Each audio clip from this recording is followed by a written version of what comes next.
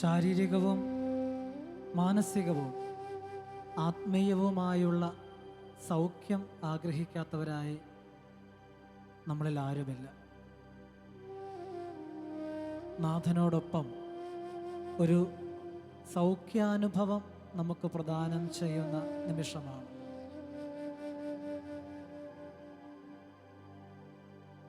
നിനക്ക് മനസ്സുണ്ടെങ്കിൽ എന്നെ ശുദ്ധനാകാൻ കഴിയും. ഈശോയുടെ മറുപടി, എനിക്ക് മനസ്സുണ്ട്, ശുദ്ധി വരട്ടെ. പ്രത്യേകം ഓർക്കണം, ഈശോ സുഖപ്പെടുത്തിയത് നമ്മുടെ പഞ്ചേന്ദ്രിയങ്ങളെയാണ്. അന്ധനെ സുഖപ്പെടുത്തിയപ്പോൾ, കുഷ്ഠരോഗിയെ സുഖപ്പെടുത്തിയപ്പോൾ, ബധിരനെ മൂകനെ സുഖപ്പെടുത്തിയപ്പോൾ ഓരോ ഇന്ദ്രിയത്തെയും അവൻ സുഖപ്പെടുത്തി വിശുദ്ധീകരിക്കുകയായിരുന്നു. കണ്ണിൻ്റെ വിശുദ്ധി, സ്പർശനേന്ദ്രിയത്തിൻ്റെ വിശുദ്ധി, കാതിൻ്റെ വിശുദ്ധി, നാവിൻ്റെ വിശുദ്ധി എല്ലാം ദൈവം ആഗ്രഹിക്കുന്നു. അത് ദൈവം നമുക്ക് തരുന്നു. പക്ഷെ നമ്മുടെ പരിശ്രമം വളരെ പ്രധാനപ്പെട്ടതാണ്. അന്ധനെ സുഖപ്പെടുത്തുന്ന വിധം നമ്മൾ മറന്നു പോകരുത്. ഈശോ നിലത്ത് തുപ്പി, തുപ്പലുകൊണ്ട് ചെളിയുണ്ടാക്കി അവൻ്റെ കണ്ണിൽ പുരട്ടിയിട്ട് പറഞ്ഞു, ശിലോഹാ കുളത്തിൽ പോയി കഴുകുക. സുഖപ്പെട്ടു. മണ്ണിനോടും പ്രകൃതിയോടും ചേർന്ന് നിൽക്കുമ്പോഴുണ്ടാകുന്ന സൗഖ്യത്തെ തള്ളിക്കളയാൻ പറ്റില്ല. എനിക്കും നിങ്ങൾക്കും ക്രിസ്തു പറഞ്ഞു തന്നത് അതാണ്.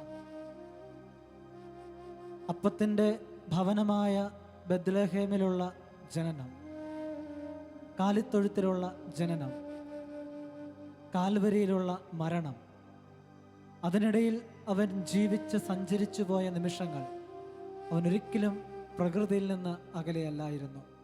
കടൽ തീരത്തും മലയുടെ മുകളിലും വഞ്ചിയിലുമൊക്കെയായി അവൻ ദിവസങ്ങൾ ചിലവഴിച്ചു. തീർന്നില്ല, പറഞ്ഞത് മുഴുവൻ പ്രകൃതിയെക്കുറിച്ചുള്ള കഥകൾ. ആദ്യ അത്ഭുതം തന്നെ വെള്ളം വീഞ്ഞാക്കുന്ന വലിയ നിമിഷം. അതുപോലും പ്രകൃതിയോട് ചേർന്ന് നിൽക്കുമ്പോൾ നിന്റെ ജീവിതത്തിൽ അത്ഭുതമുണ്ടാകും എന്ന് ക്രിസ്തു നമ്മളെ പറഞ്ഞു പഠിപ്പിക്കുകയായിരുന്നു. കാരണം വെള്ളത്തിന് വീഞ്ഞാകാൻ പറ്റും. ഭൂമിയിലെ വെള്ളവും വളവും മുന്തിരി അതിൻ്റെ തണ്ടിലൂടെ വേരിലൂടെ വലിച്ചെടുത്ത് മുന്തിരിങ്ങായിൽ സൂക്ഷിച്ചു വയ്ക്കുന്നു. ആ മുന്തിരിങ്ങായിൽ നിന്ന് വീഞ്ഞ്. വെള്ളത്തിനെ വീഞ്ഞാകാൻ പറ്റൂ. അർത്ഥമിത, പ്രപഞ്ചത്തോടും പ്രകൃതിയോടും ചേർന്ന് നിൽക്കണം. അതിനെ ഉപദ്രവിക്കരുത്, അതിനെ ഉപയോഗിച്ച് തള്ളിക്കളയരുത്. പ്രകൃതിയുടെ താളക്രമങ്ങൾ ലംഘിക്കുന്ന ഏതു കടന്നുകയറ്റവും ദരിദ്രരോടുള്ള അവഗണനയാണ് എന്ന് പറഞ്ഞത് ഫ്രാൻസിസ് മാർപ്പാപ്പയാണ്.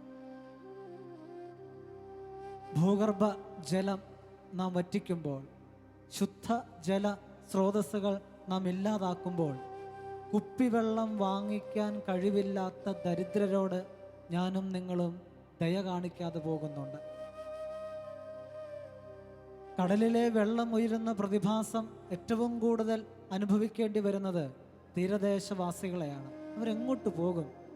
അവരുടെ താമസ സ്ഥലങ്ങൾ വിട്ടിട്ട്. അതുകൊണ്ട് പ്രിയപ്പെട്ടവരെ, നമുക്ക് പ്രപഞ്ചത്തോട് പ്രകൃതിയോട് ചേർന്ന് കർത്താവിൻ്റെ സൗഖ്യത്തിന് വേണ്ടി ആഗ്രഹിച്ച് പ്രാർത്ഥിക്കാം. ഓരോ ഇന്ദ്രിയത്തെയും നമുക്ക് സുഖപ്പെടുത്താം. ദൈവത്തോട് ചേർന്ന്, പ്രപഞ്ചത്തോട് ചേർന്ന്. ശുദ്ധജലം കുടിക്കുമ്പോൾ, ശുദ്ധവായു ശ്വസിക്കുമ്പോൾ ഉണ്ടാകുന്ന ഒരു സൗഖ്യം, അത് ദൈവം തന്നെ തരുന്ന സൗഖ്യമല്ലേ പ്രിയപ്പെട്ടവരെ? ആ സൗഖ്യത്തിലേക്ക് നമുക്ക് വരാം. ഒരുപാട് താപസ സാധനയിലേക്ക്, നിരന്തരമായ പ്രാർത്ഥനയിലേക്ക്, വചന ധ്യാനത്തിലേക്ക്, സഭാ പ്രബോധനങ്ങളിലേക്ക്, സ്വസ്ഥതയുടെ ജീവിതത്തിലേക്ക്, പ്രകൃതിയോട് ചേർന്നുള്ള ജീവിതത്തിലേക്ക് നമുക്ക് പ്രവേശിക്കാം. അവിടെ ഒരു സൗഖ്യമുണ്ടാകും, അവിടെ ഒരു ആനന്ദമുണ്ടാകും.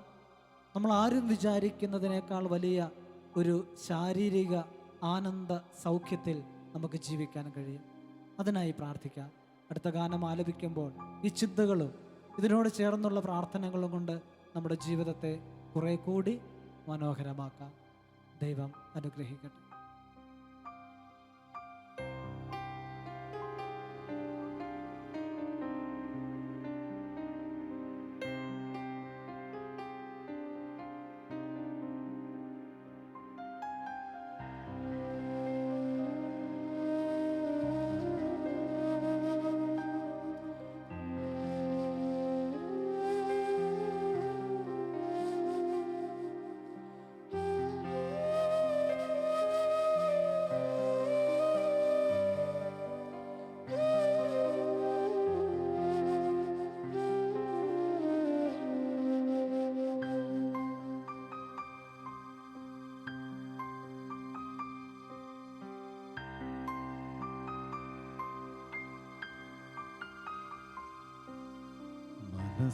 മനസ്സാകുമെങ്കിൽ നിനക്കെന്നെ നാഥ പരിശുദ്ധനാക്കാൻ കഴിയുമല്ലോ. മനസ്സാകുമെങ്കിൽ നിനക്കെൻ്റെ ഏറിയ അപരാധമെല്ലാം പൊറുക്കുവാനും. മനസ്സാകുമെങ്കിൽ നിനക്കെന്നെ നാഥ പരിശുദ്ധനാക്കാൻ കഴിയുമല്ലോ. മനസ്സാകുമെങ്കിൽ നിനക്കെൻ്റെ ഏറിയ അപരാധമെല്ലാം പൊറുക്കുവാനും. മനസ്സാകുമെങ്കിൽ നിനക്കെന്നെ നാഥ.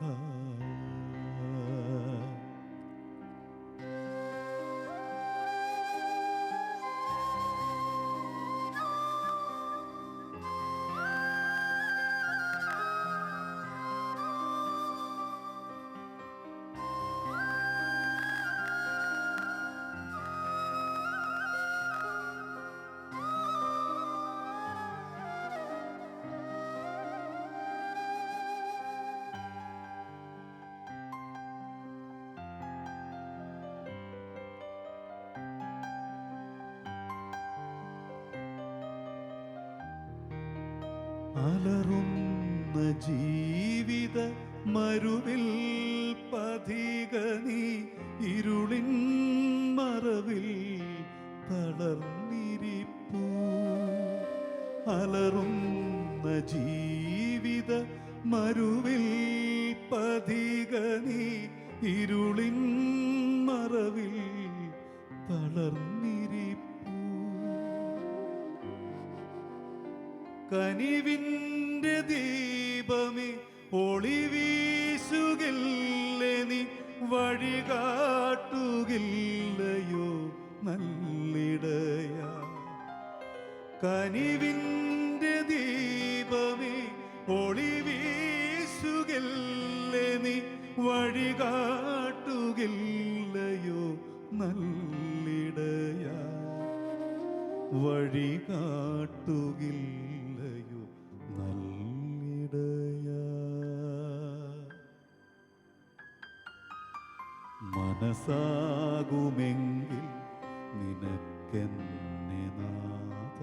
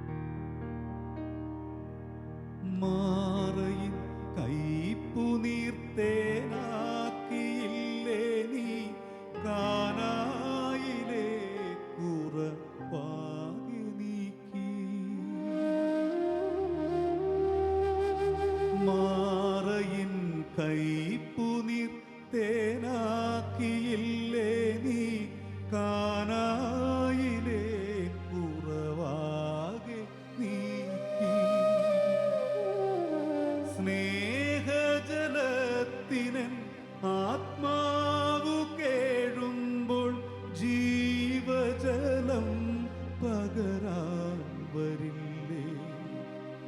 സ്നേഹജലത്തിനൻ ആത്മാവു കേഴുമ്പോൾ ജീവജലം പകരാൻ വരില്ലേ? ജീവജലം പകരാൻ വരില്ലേ?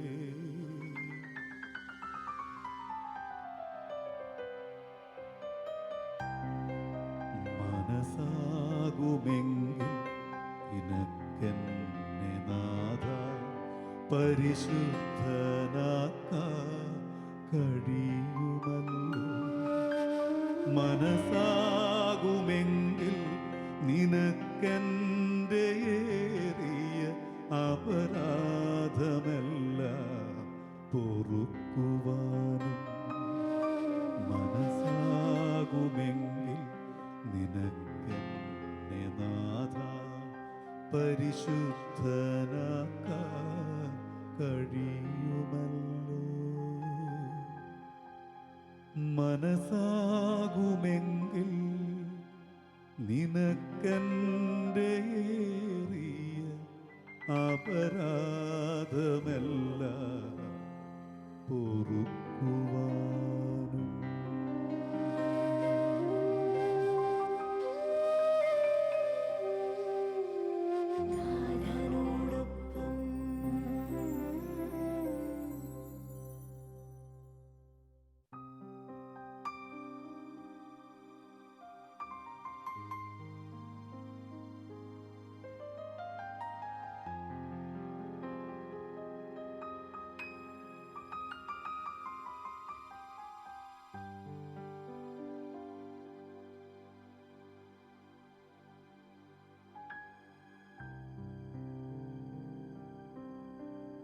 ദൈവം സദാസമയവും നമ്മെ നോക്കി കാണുന്നുണ്ട്.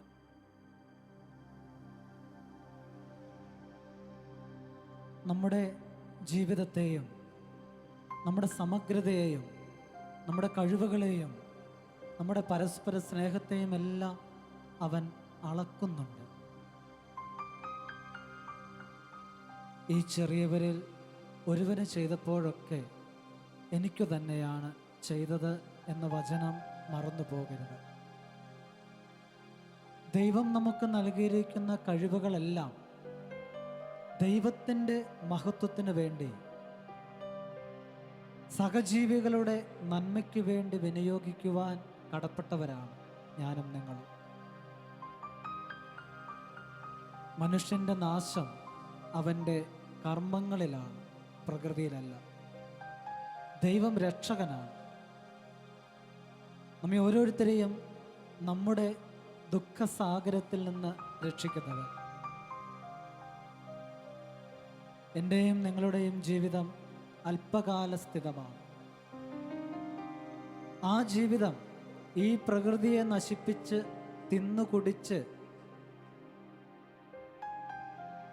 ആർഭാടത്തിൽ ആവശ്യത്തോടെ മുഴുകി ജീവിക്കാനാണ് ഞാൻ വന്നിരിക്കുന്നത് എന്ന്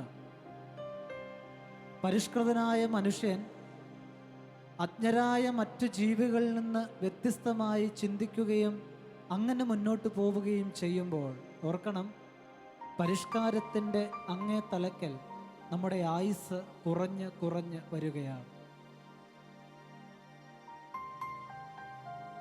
ദൈവവും മനുഷ്യരും ജീവജാലങ്ങളും ഒരുമിച്ച് ജീവിക്കേണ്ട ഭൂമി എന്ന സ്വർഗരാജ്യം, അതിനെ മനസ്സിലും ഹൃദയത്തിലും സ്വീകരിച്ച് നമുക്ക് നമ്മുടെ ജീവിതത്തെ മുന്നോട്ട് കൊണ്ടുപോകാം. കഴിഞ്ഞ 200 വർഷത്തിനിടയിൽ മനുഷ്യൻ ഭൂമിയെ ദുരുപയോഗിച്ചതുപോലെ, തൻ്റെ സ്വാർത്ഥതയ്ക്ക് വേണ്ടി ഉപയോഗിച്ചതുപോലെ വേറെ ഒരിക്കലും ആരും ഭൂമിയെ ഉപയോഗിച്ചിട്ടില്ല എന്ന് പറയുന്നത് ഫ്രാൻസിസ് മാർപ്പാപ്പയാണ്. മനുഷ്യൻ്റെ സ്വാർത്ഥത കൂടിയപ്പോൾ പ്രപഞ്ചത്തിലേക്കും പ്രകൃതിയിലേക്കുമുള്ള കടന്നുകയറ്റം അതിക്രമിച്ചു. പ്രിയപ്പെട്ടവരെ, അതിലൂടെയൊക്കെ നമുക്ക് നമ്മുടെ വ്യക്തി ജീവിതത്തിൽ ഒരുപാട് തകർച്ചകൾ ഉണ്ടാകുന്നുണ്ട്, ഒരുപാട് കണ്ണുനീരിൻ്റെ അനുഭവങ്ങൾ ഉണ്ടാകുന്നുണ്ട്. ഈ ദിവസങ്ങളൊക്കെ നമ്മൾ കണ്ടു, പ്രകൃതി ആഞ്ഞൊന്ന് തുമ്മിയാൽ തീർന്നു പോകുന്ന ജീവിതമേയുള്ളൂ നമ്മുടെ. ജലപ്രളയം എന്നൊക്കെ പറയുന്നത് ഏറ്റവും ലഘുവായ ഒരവസ്ഥയാണ്. പക്ഷേ ഭൂമികുലുക്കവും കാറ്റും ഉരുളുപൊട്ടലും ഒന്നും പലപ്പോഴും നമുക്ക് സഹിക്കാവുന്നതിനപ്പുറമാണ്. അതുകൊണ്ട് എൻ്റെ പ്രകൃതിയെയും പ്രപഞ്ചത്തിൻ്റെ ഒരു പ്രകൃതിയുണ്ട്, അതിനെയും നമുക്കെപ്പോഴും കാത്തു സൂക്ഷിക്കാം. സദാസമയവും ദൈവവുമായുള്ള ബന്ധത്തിലാവാം. അങ്ങനെ വരുമ്പോൾ ഒരു ചെറിയ പ്രശ്നമുണ്ടാകുമ്പോൾ ആ ദൈവത്തോട് പറയാൻ, ഉള്ളിൻ്റെ ഏകാഗ്രതയിലേക്കും നിശബ്ദതയിലേക്കും ഒക്കെ യാത്ര ചെയ്ത് എൻ്റെ ഉള്ളിലും എൻ്റെ ചുറ്റും ഈ പ്രപഞ്ചത്തിലും നിറഞ്ഞിരിക്കുന്ന ദൈവത്തോട് സംഭാഷണം നടത്താൻ, കാത്തു സൂക്ഷിക്കണമേ എന്നൊന്ന് പറയാൻ നമുക്ക് കഴിയും. പ്രിയപ്പെട്ടവരെ, അങ്ങനെ ഒരു ജീവിതം നമുക്ക് നയിക്കാം. കണ്ണുനീരിൻ്റെ താഴ്വരയിൽ നിന്നും വിളിച്ച് കരയുമ്പോൾ കേൾക്കാതെ മാറി നിൽക്കുന്ന ഒരു ദൈവമല്ല നമ്മുടേത്. ഈ ദിവസങ്ങൾ നമ്മൾ കണ്ടു, പച്ച മനുഷ്യരായി തീർന്ന നിമിഷങ്ങൾ, മനുഷ്യൻ പച്ച മനുഷ്യരായി തീർന്ന നിമിഷങ്ങൾ. ദുരന്തങ്ങളുടെയും ദുരിതങ്ങളുടെയും നടുവിൽ അവൻ ദൈവസ്നേഹത്തിൻ്റെ ആഴത്തിലേക്ക് വന്ന, സഹോദര സ്നേഹത്തിൻ്റെ ചൂടുള്ള അനുഭവങ്ങൾ സമ്മാനിച്ച നിമിഷങ്ങൾ. പ്രകൃതിയോട് ചേർന്ന്, ദൈവത്തോട് ചേർന്ന് നമുക്ക് ജീവിക്കാം. അതിനിടയിൽ ഉണ്ടാകുന്ന ഏത് ദുഃഖ ദുരന്തങ്ങളും ദൈവത്തിന് മാറ്റിമറിക്കാൻ കഴിയും എന്നുള്ള വിശ്വാസത്തോടെ നമുക്ക് ഈ നിമിഷം പ്രാർത്ഥിക്കാം.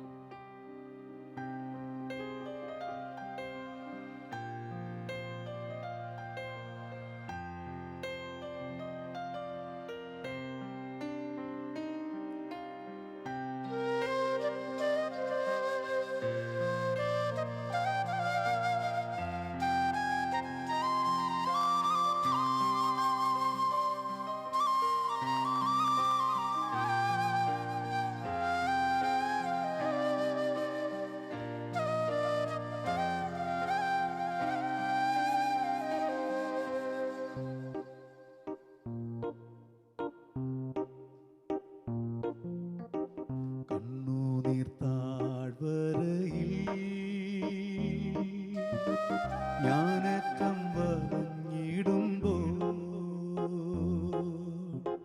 കണ്ണുനീർ വാർത്തവനൻ കാര്യം നടത്തിത്തരും. കണ്ണുനീർ താഴ്വരയിൽ ഞാനറ്റം വലഞ്ഞിടുമ്പോ കണ്ണുനീർ വാർത്തവനൻ കാര്യം നടത്തിത്തരും. നിന്മനമിളകാതെ,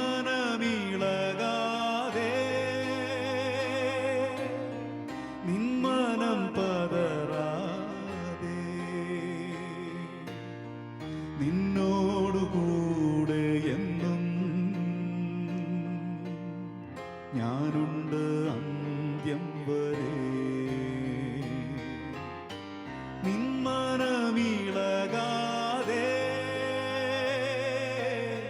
നിന്മനം പതറാതെ, നിന്നോടുകൂടെ എന്നും ഞാനുണ്ട് അന്ത്യം വരെ.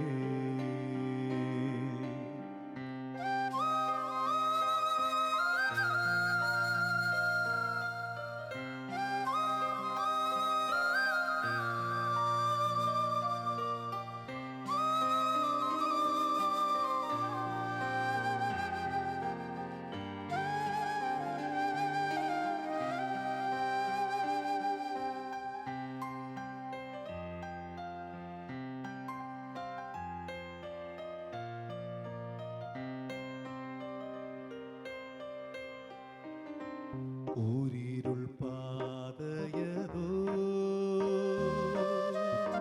ക്രൂരമാം ശോധനയോ കൂടിയിടും നേരമതിൽ ക്രൂശിൻ നിഴൽ നിനക്കായി ഊരിരുൾ പാതയതോ ക്രൂരമാം ശോധനയോ കൂടിയിടും നേരമതിൽ ക്രൂശിൻ നിഴൽ നിനക്കായി നിന്മനമിളകാതെ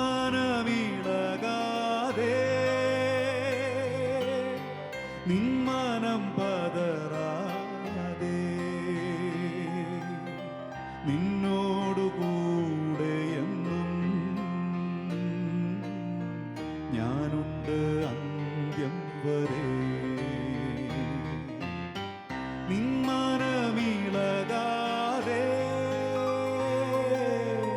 നിന്മനം പതറാതെ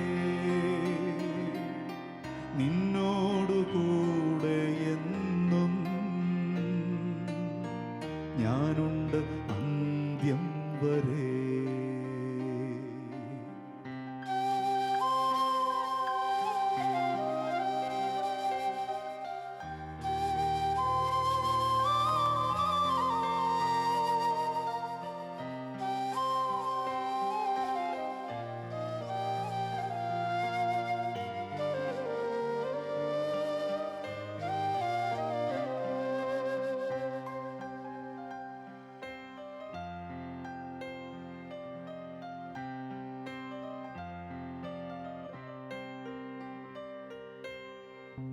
ചുളസിംഹക്കുഴി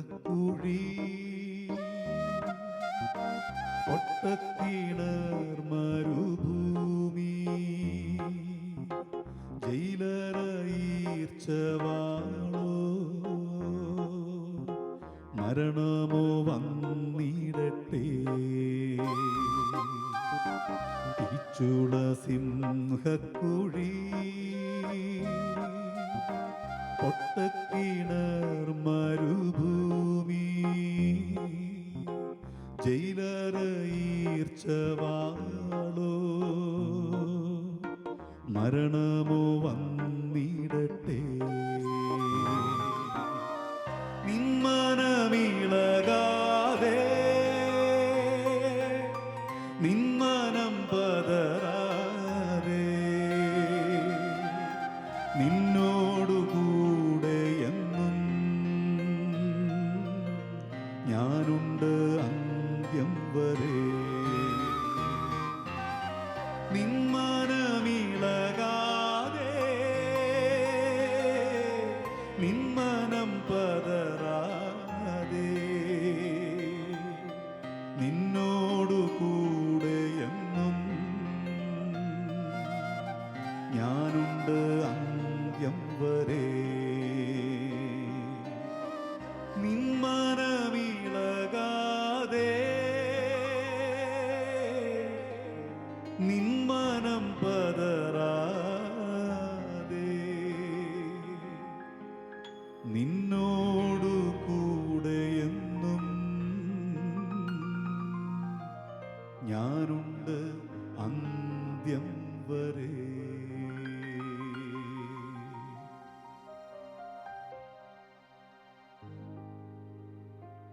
ആരുടെയും സങ്കടം കാണാൻ താല്പര്യമില്ലാത്ത ഒരു ക്രിസ്തുവാണ് നമ്മുടെ ഈശോ. രക്തസ്രാവക്കാരിയുടെ സങ്കടം അവൻ മാറ്റിക്കൊടുത്തു. പാപിനിയായ സ്ത്രീയുടെ സങ്കടം മാറ്റിക്കൊടുത്തു. നല്ല കള്ളൻ്റെ സങ്കടങ്ങൾ പരിഹരിക്കപ്പെട്ടു. കാൽവരിയിലേക്കുള്ള യാത്രയിൽ ജെറൂസലേം സ്ത്രീകൾ അവനെ നോക്കി സങ്കടപ്പെട്ടു. തിരിച്ചുള്ള ഉത്തരം, നിങ്ങൾ എന്നെ ഓർത്ത് കരയണ്ട. നമ്മുടെ ആരുടെയും കണ്ണുനീര് കാണാൻ ആഗ്രഹിക്കാത്ത ഒരു ഈശോ. എത്ര നല്ല ദൈവമാണ് നമ്മുടെ ദൈവം. പിതാവ് പുത്രനിലൂടെ നമ്മളെ സ്നേഹിച്ചതിൻ്റെ നല്ല നിമിഷങ്ങൾ നമ്മൾ ധ്യാനിക്കണം, ഓർക്കണം. പക്ഷെ ഒന്നേ ചെയ്യേണ്ടതുള്ളൂ, അവൻ്റെ കൽപ്പനകൾ പാലിച്ച് ജീവിക്കുക. 10 പ്രമാണങ്ങൾ അനുസരിച്ച് ജീവിക്കുക. അതാണ് ദൈവം പുത്രനിലൂടെ നമ്മളോട് ആവശ്യപ്പെടുന്നത്. അപ്പോഴാണ് ത്രിത്വൈക ദൈവത്തിൻ്റെ സഹവാസവും സ്നേഹവും സംരക്ഷണവും ഒക്കെ നമുക്ക് ലഭിക്കുന്നത്.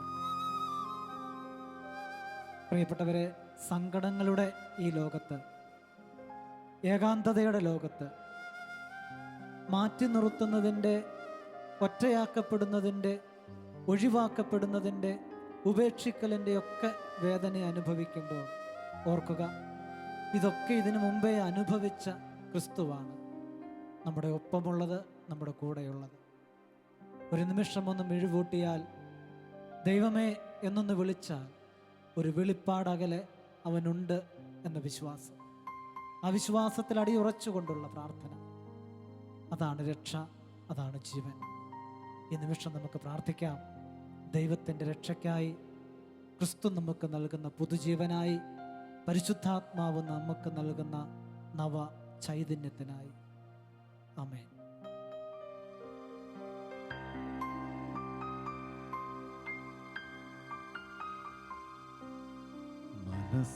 മനസ്സാകുമെങ്കിൽ നിനക്കെന്നെ നാഥ പരിശുദ്ധനാക്കാൻ കഴിയുമല്ലോ. മനസ്സാകുമെങ്കിൽ നിനക്കെൻ്റെ ഏറിയ അപരാധമെല്ലാം പൊറുക്കുവാനും. മനസ്സാകുമെങ്കിൽ നിനക്കെന്നെ നാഥ പരിശുദ്ധനാക്കാൻ കഴിയുമല്ലോ. മനസ്സാകുമെങ്കിൽ നിനക്കെൻ്റെ ഏറിയ